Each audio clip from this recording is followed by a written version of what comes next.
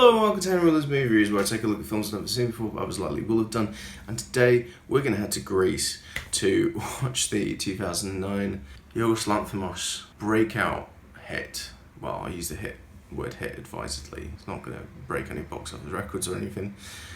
Dogtooth. I'm a real fan of Lanthimos' style. I feel like whenever he makes a film, all the characters within the project, I mean, to other people they might seem off. To me, it feels like an entire world in which everyone is on the autism spectrum and is just very direct and blunt and just says whatever is on their mind. Also overshares. It's just a joy to watch, and it kind of puts me in a world where being someone like me is normal. I love all his English language films. This is the one film of his which is pretty established and noteworthy that I have not yet seen. But I'm going to take the jump today and see what I think.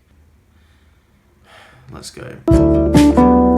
So we follow a Greek family of 5 with 3 children who live happily together, except 3 children are all essentially young adults without names, and the parents have walled them off from society, telling them that the outside world is dangerous and teaching them lessons on how to survive in the world, though through rather unusual methods. And apparently cats are the most vicious predator, but like domestic cats. And they should be alert to them at all times. This was a rather eye-opening watch for me. You know, I'm not really sure what I expected, but it wasn't exactly this. There's a real looming presence of Hanukkah through all of this, certainly more than the films that followed. There is a rather insidious quality to it that made me feel kind of uneasy, sort of like Killing of a Sacred Deer, but it was a little more sinister than that. And there was also less humour as well, even though there's lots of absurdist stuff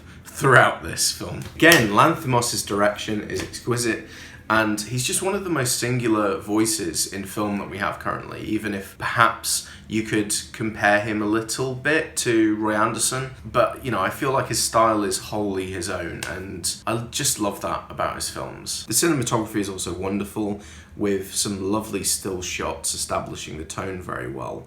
The performances, as always, are brilliant. The scene where the oldest daughter pretends to be Stallone as Rocky was a particular highlight, as well as the dancing towards the end, which I don't really know what that was supposed to be. Certainly it was less extreme than I thought it would be. I was expecting that perhaps it would be very hard to watch, but barring 2 scenes which were slightly alarming, it wasn't anything that would cause me to pass out or anything like that. You know, if you're squeamish, you'll probably be okay. There are more concerning things in it, for sure, but nothing that would make me faint. This is an Antichrist with the scissors, which I've still not seen for that reason.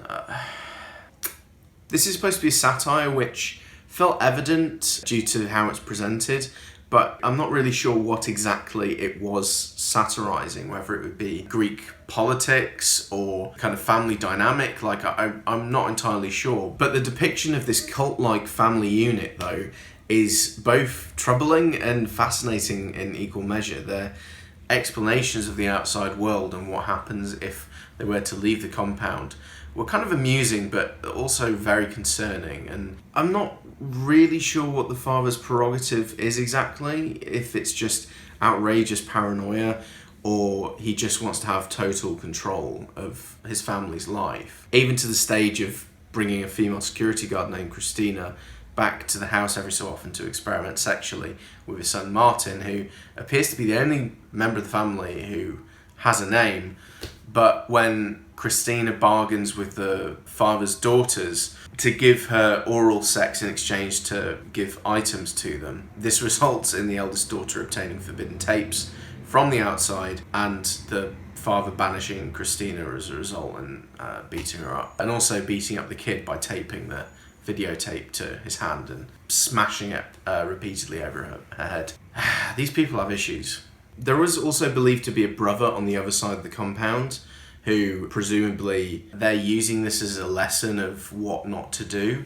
But Martin kills a cat that wandered into the garden, and the father cuts up his clothes and pours red dye on himself, and goes to the family and explains that the brother outside has died while he tried to save him from a cat, and then teaches them to bark like dogs to ward off future feline intruders, in lieu of a dog of their own who's at a training camp. It's certainly a wild ride, and I understand that it's not for everyone, but if you're familiar with Lanthimos' style, this will very clearly appeal to you and really scratch that weirdo itch. I'm still amazed though that this somehow got nominated for the Best Foreign Language Film Oscar, given just how bizarre it is. So kudos to them doing something right for a change. It's a rare occurrence, but it does happen sometimes. I'm gonna give this 9 out of 10. I'm very happy that I finally saw it, as it's been on my watch list for over a decade now, and I can breathe a sigh of relief. I'm really looking forward to Lanthimos' latest this year, which sounds very enticing. So let me know what you thought of it in the comments. Don't forget to like, share and subscribe. You can also follow me on Letterboxd in the description box. I'll see you all very soon, and Dio.